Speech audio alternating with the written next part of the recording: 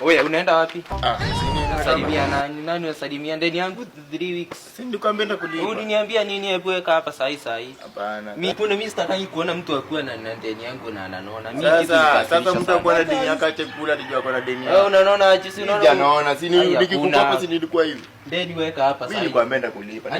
Ni vile pesa sahi haijatoka.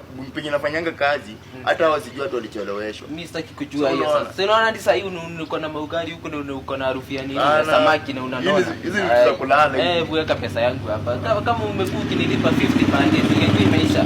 Sasa unajua lipa mdogo mdogo. Unajua ingekulipa mdogo mdogo. Hiyo pesa ungefanyia kitu. Nataka nikuletee pesa yako yote.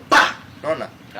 At least hata unaweza ushike kambuzi. Unajua msai mimi sitaki nikasirike nichukue hatua nyingine. Sasa hatua gani? Sasa deni tu unataka kuchukua hatua gani? Nini ama nijichukulie hatua mkononi iko hivyo? Hatua mkononi. Iko hivyo. Sasa hebu niende nichukue hatua nyingine. Hebu nichukue. Wewe hatua gani utachukua? Uchukue. Sawa, tutaona. Ngoja nifanye deni nitakulipa when the time is right. Ngoja nichukue hatua. Wewe achana naye niachie. Nimekuachia. Sawa, hadi waganga wako huku.